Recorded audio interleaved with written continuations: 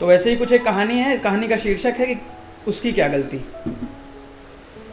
हम में और आप में एक बात बिल्कुल सेम होती है कि हम किसी को भी देख के उसकी परिस्थिति का अंदाज़ा लगा देते हैं। कोई हंस रहा है तो खुश है, कोई रो रहा है तो दुखी है। ऐसा ही मेरे साथ भी हुआ। एक मैम थी मेरी, उनसे 2 साल से मेरी बात होती थी, तो वो एकदम अच्छी हंसमुख, तो मुझे भी लगता था कि इनकी ज़िंदगी में क्या ही समस्या होगी, बहुत अच्छी लेखिका हैं वो।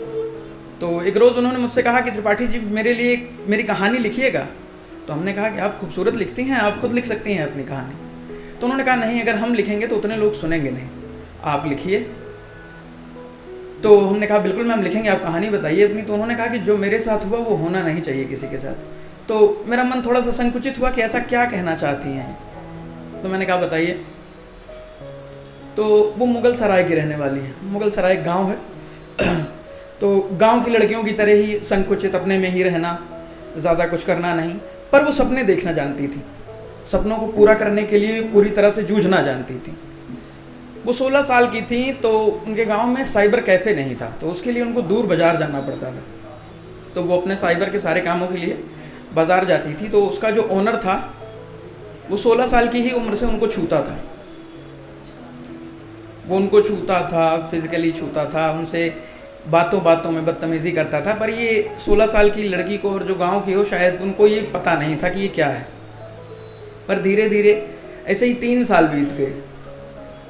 वो 19 की हो गई, तब उनको समझ में आया कि ये गलत है। तो उन्होंने क्या किया, उन्होंने किसी को बताने के बजाय खुद के सपनों को ही मार दिया। उन्होंने साइबर कैफ़े जाना बंद कर दिया, अपने सारे काम छोड़ दिए। फिर क्या होता है कि वो कॉलेज में एडमिशन लेती हैं। तो जिसका वो साइबर कैफ़े रहता है वो थोड़ा सा पॉलिटिकल आदमी रहता है। तो वो इनके कॉलेज में आता है और इनसे मिलता है, तो कहता है कि मैडम आपसे कुछ काम है और कैफ़े आइएगा आप। तो वो भी सोचती हैं कि अब तो 1 साल बीत गए हैं, मैंने उस रास्ते से आना जाना बंद कर दिया है, मैंने उस आदमी से मिलना बंद कर दिया है, अब क्या ही होगा। तो चली जाती हूँ, देख ही लेती हूँ कि क्या ही होगा। वो साइबर कैफ़े पहुँचती हैं। वहाँ पे वो आदमी होता है और उसकी एक बच्ची होती है 7 साल की। तो वो कहता है कि आप बैठिए, मैं इसको छोड़ के घर आ रहा हूँ। वो जाता है, उसको घर छोड़ के आता है। ये मैम साइबर कैफ़े में रहती हैं। वो आता है तो वो इनसे बदतमीज़ी करना शुरू कर देता है, तो ये मना करती हैं। वो इनके साथ ज़बरदस्ती करता है। ये अपनी पूरी कोशिश करती हैं कि ये खुद को बचा लें, पर नहीं बचा पाती हैं। ये हार मान जाती हैं।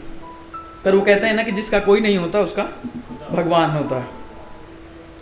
उस आदमी का फ़ोन बजता है और वो वहाँ से चला जाता है। तो ये बच के वहाँ से चली आती हैं। ये अपने घर आती हैं। ये इतना ज़्यादा डर जाती हैं कि ये किसी से बताती नहीं हैं।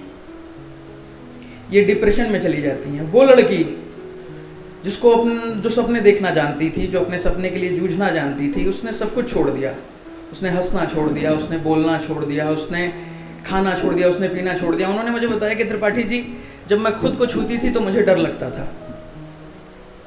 इस तरह से वो डर गई। घर वालों को लगा कि ये बीमार हैं। घर वालों ने इलाज करवाना शुरू कर दिया। गांव में क्या होता है कि जब लड़कियां बीमार होती हैं तो लोग कहते हैं कि भूत हो गया। उसका भी इलाज करवाया, पर किसी ने ना उनसे पूछा, ना उनसे किसी ने ये जानने की भी कोशिश की कि अभी 10 दिन पहले तो सब ठीक था, फिर सब कैसे ख़राब हो गया। किसी ने कुछ उनसे जानने की कोशिश नहीं की। तो मैंने उनसे पूछा कि आपने किसी को बताने की कोशिश नहीं की। तो उन्होंने कहा कि मुझे सिर्फ एक डर था कि सवाल मुझसे ही पूछे जाएंगे। मेरी कोई गलती नहीं थी, पर सवाल मुझसे ही पूछे जाएंगे। 1 साल बीतता है, सदमे में ही रहती हैं। वो सारी पढ़ाई छोड़ देती हैं, सब कुछ छोड़ देती हैं। पर वो एक लाइन मैंने लिखी थी कि तुम में बदलाव अच्छे नहीं नारी, तुम में बदलाव अच्छे नहीं नारी, संसार के बदलाव का कारण हो तुम। तो हम और आप सिर्फ कल्पना कर सकते हैं कि हम कितने कष्टों को झेल सकते हैं, हम पुरुष।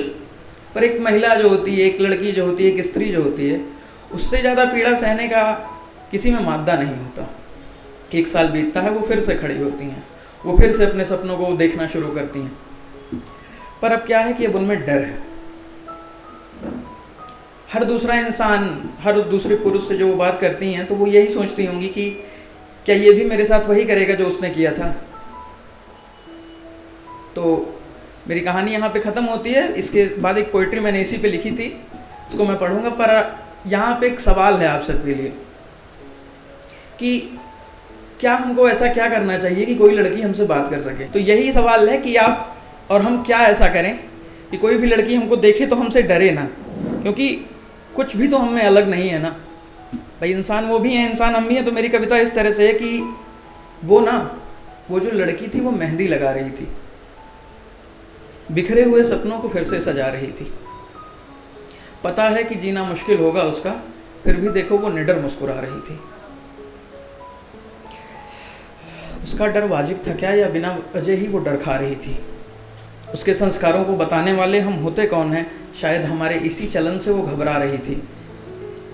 बताओ उसको हम साथ हैं उसके, शायद यही वो बात है जो वो सुनना चाह रही थी।